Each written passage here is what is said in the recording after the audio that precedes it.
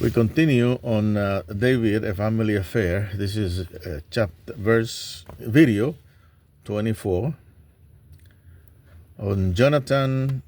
This is chapter 3 of Jonathan, the faithful friend. Soon after there was war again, and David went out and fought the Philistines and slaughtered them. After this, David came back, and Saul was more angry and tried again to kill David. 19:10, but he escaped. Jonathan helped David make up an excuse for him not to be in the presence of King Saul. On King Saul again. First Samuel chapter 20 from verses 1 to 10. And they talk about a strategy to meet again.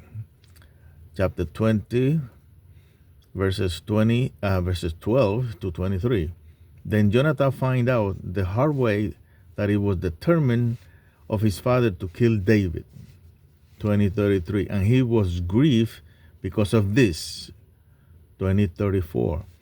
And he did not eat the second day. And he went to the appointed place and told David. 20:35. And they wept because of the covenant that they made. Chapter 20, verses 41 and 42. And again Jonathan went and strengthened David's hand in God. 1 Samuel chapter 23, verse 16. And told him his desire to be next to him when he, David, become king. 23:17. But Jonathan insisted on staying close to his father Saul. 23:18. The next time we read about Jonathan is when he was killed with his brothers and Saul. 1 Samuel 31, chapter 31, verses 2 to 7. When David received news of Jonathan's death, 2 Samuel 1:4, he mourned for him. Chapter 1, verse 17. After this, David was anointed king of Judah. 2 Samuel 2:4, and 7 years later he was anointed king over Israel. 2 Samuel 5:3. It was then that David, now king, remembered Jonathan and asked if there is someone left of the house of Saul to show him kindness for Jonathan's sake. 2 Samuel 9:1. Then it was told David that there was a son of Jonathan who is crippled of his feet. 2 Samuel chapter 9, verse 3. Then we read that King David goes and buries the bones of Jonathan. 2 Samuel 21 and 12. So, because Jonathan insisted on staying close to his father Saul, that cost him his life.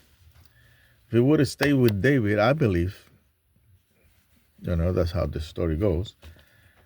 If he would have stayed with David, he would not die before his time. And some people are like that. We have to decide if we're going to stay with our friends or we're going to serve the Lord. So you have to leave your friends behind and go on serving the Lord, which is more profitable for you and for them. Because once you in the Lord and you serve the Lord, you can pray for your friends. And God hear our prayers.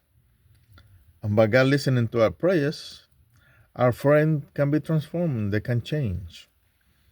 So you never know. So Jonathan was a faithful friend. And we praise the Lord for that.